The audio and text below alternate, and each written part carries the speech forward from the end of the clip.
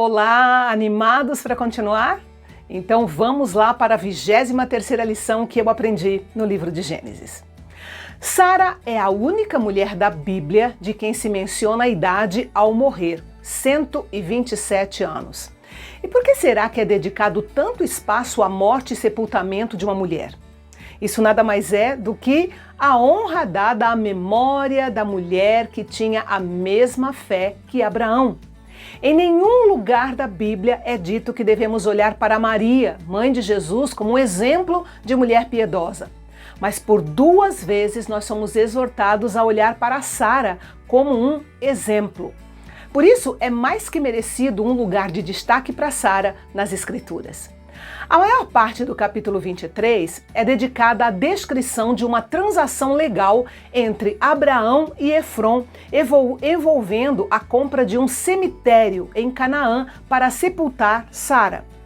Com a compra desse cemitério, Abraão demonstrou que acreditava mesmo que seus descendentes herdariam Canaã e não enviaria o corpo de Sara para ser enterrado na Mesopotâmia, no mausoléu da família, porque nesse caso o corpo de Sara não estaria entre os seus descendentes.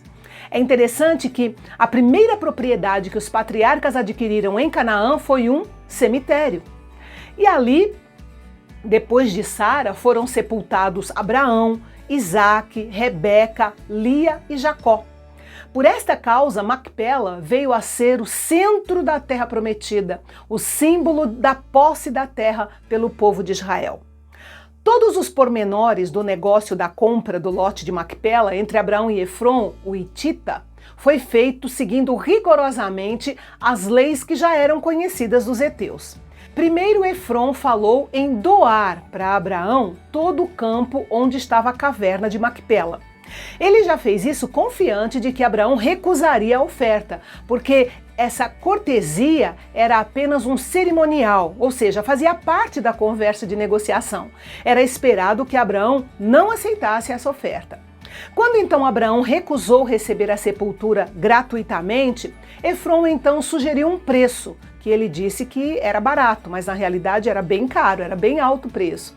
E esse era o ponto então de partida, porque a partir daí é que começou de fato a negociação da compra do campo e da caverna de Macpela. Abraão pagou o preço que Efrom propôs e então enterrou Sara ali. Esse episódio do capítulo 23 nos ensina algumas lições muito preciosas. Primeiro, indica que tanto no Antigo como no Novo Testamento, a sepultura é um símbolo de esperança para o verdadeiro cristão. Assim como a caverna de Macpela foi durante séculos um monumento à fé de Abraão, Isaac e Jacó, o túmulo vazio de nosso Senhor Jesus garante para nós que o túmulo não é o nosso lugar de descanso final, mas uma morada para o corpo até que Cristo volte para ressuscitá-lo. A segunda lição é que onde investimos o nosso dinheiro demonstra onde planejamos gastar o nosso futuro. Abraão acreditava que as promessas de Deus eram verdadeiras. O seu investimento em Canaã foi a melhor compra que ele fez. A maneira como nós gastamos o nosso dinheiro indica a realidade da nossa fé. Terceira lição: a fé em Deus deve ser a base das nossas ações e das nossas decisões. A fé de Abraão estava em Deus, mas não era uma fé sem fundamento. Ele cria na aliança que Deus havia feito com ele.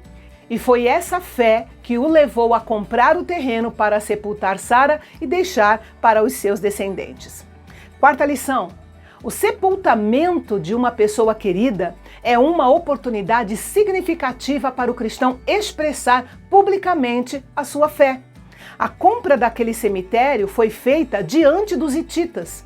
Eles consideravam Abraão um príncipe de Deus. E o significado das ações de Abraão não passou despercebido para aqueles homens. E eu quero finalizar com Eclesiastes capítulo 7, versículo 1, só a parte B do versículo, quando Salomão diz que o dia da morte é melhor do que o dia do nascimento. A ideia de Salomão aqui é a seguinte: quando nós nascemos e recebemos um nome, ninguém sabe o que nós faremos com ele. Mas quando chegar o momento da nossa morte, esse nome vai estar cheio de perfume ou de mau cheiro. Se estiver repleto de perfume, as pessoas vão ter motivo para se alegrar, porque depois da morte nada vai poder mudar essa boa fama. Por isso, para uma pessoa com boa fama, o dia da morte é melhor do que o dia do nascimento. Sara teve uma boa fama na vida e na morte, e ainda hoje seu nome é repleto de bom perfume. E neste capítulo nós a encontramos no fim da sua caminhada e aprendemos com ela qual é o significado da morte para aqueles que andam pela fé. Que o Senhor Jesus nos ajude a exalar o bom perfume de Cristo. Amém.